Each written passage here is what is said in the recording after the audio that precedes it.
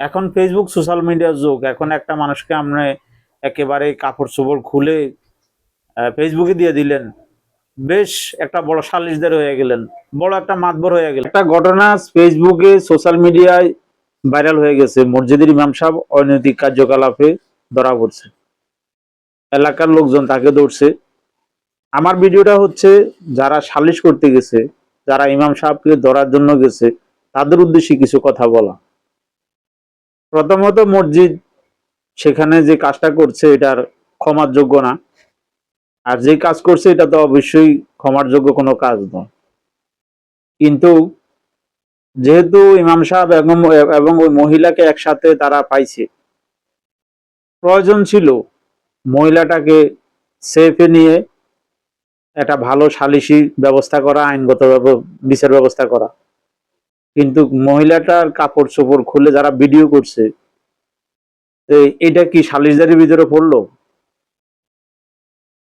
একটা কথা কি, আসলে গ্রাম অঞ্চলে সালিশগুলা এমন হচ্ছে যে কিছু একটা ঘটনা ঘটলে এটাকে ঢোল বাদ্য বাজায় আরো বেশি রটানোর চেষ্টা করে।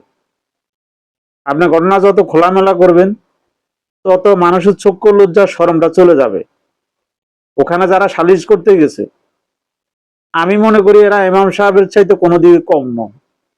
কারণ এদের রুচিবোধ নাই, এদের বিবেক বুদ্ধি নাই, এদের ভিতরে কোনো মন মানসিকতা যে মানে মানুষের যে একটা বিবেক, এটা ছিল না। যদি থাকতো তাহলে তারা এই ভিডিওটা ফেসবুকে দিত না, এবং কি এটা অন্তত এই মহিলার যে পরিস্থিতির ভিতরে দেখলাম, আমি স্ক্রিনে ইমাম সাহেবের ছবিটা দিলাম আর একজন সালিশদারের ছবি দিলাম, যেহেতু ওনারা সালিশদার না হোক এলাকার লোকজন, কিন্তু তারা একটা লোকও বললো না যে ভিডিওটা করিও না, ভিডিওটা ছাড়িও না। দেখুন, পাপকে গোপন করে যদি আপনি সালিশ দরবার করেন, তাহলে সমাজে কিন্তু ভালো অবস্থান ফিরে আসে। হ্যাঁ, কারো পাপ নিয়ে গীবত করা বা এটাকে আরো খোলামেলা করা, এটা কতটুকু ইসলাম গ্রহণ করে বা এটা গ্রহণযোগ্য, এটা আমার ঠিক জানা নাই।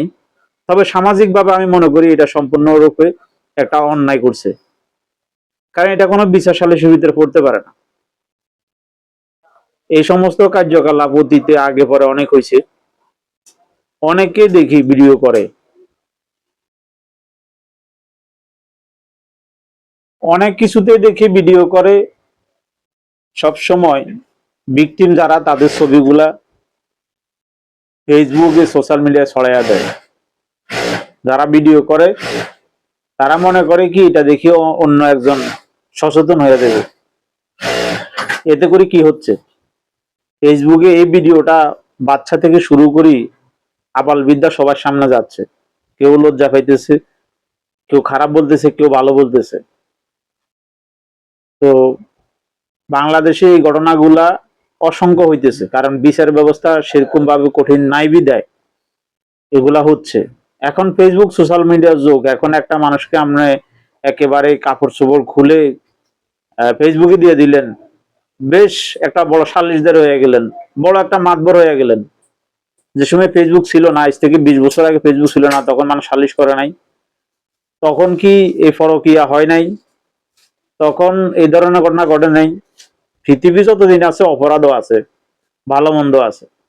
কিন্তু পরিষ্কার ভাবে এটা বলতে চাই, এই সমস্ত ঘটনাগুলা ফেসবুকে যারা দেয় তারা সবচেয়ে বড় অপরাধী।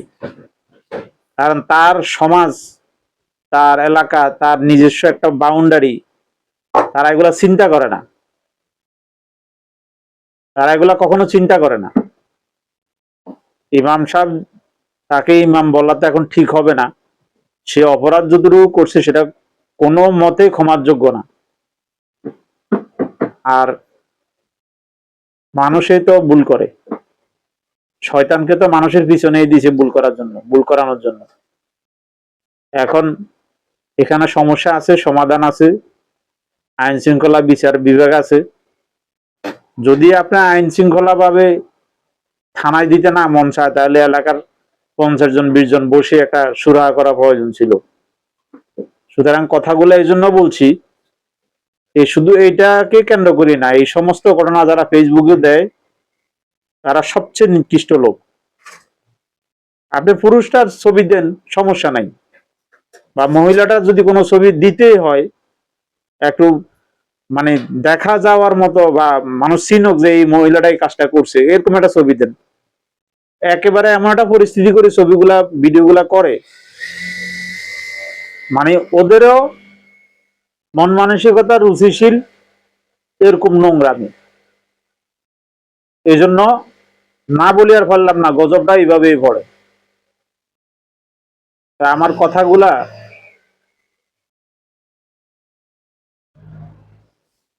আমার কথাগুলা আসলে তীব্র নিন্দা ক্ষোভ প্রকাশ করার মূল উদ্দেশ্য হচ্ছে এটাই, এই সমস্ত ঘটনাগুলো এভাবে ফেসবুকে দিবেন না। যারা ফেসবুক চালান, কন্টেন্ট ক্রিয়েট করেন, যারা মানে মোবাইল অ্যাকাউন্ট পাইছেন, সাংবাদিক হয়ে গেছেন, এইসব নোংরামিগুলো আপনারা করবেন না। এটাতে আমাদের সমাজের বাচ্চা থেকে আবাল বিদ্যা যারা ছোট নতুন প্রজন্ম, এদেরও অনেক লজ্জা শরম উঠা দিতেছে। এগুলা করবেন না। এগুলা না করে সঠিক বিচার করার চেষ্টা করবেন, পাপকে পাপের মতো বিচার করবেন, পাপীকে ঘৃণা করলে লাভ হবে না। সুতরাং কথাটা এই জন্য বলছি, খুবই কষ্ট লাগলো। মসজিদের এই লোকটার আইনগতভাবে হোক, গ্রাম্য সালিশ ভাবে হোক, উপযুক্ত বিচার করা উচিত, এবং এই অনৈতিক কাজে যারা লিপ্ত থাকে তাদের সবসময় বিচারের আওতায় আনা উচিত। কিন্তু দয়া করে ফেসবুকে এই সমস্ত ছবি ছড়াবেন না।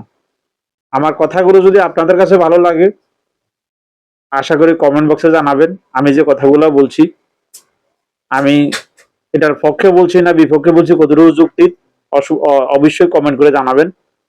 ধন্যবাদ সবাইকে ভিডিওটা দেখার জন্য। আসসালামু আলাইকুম।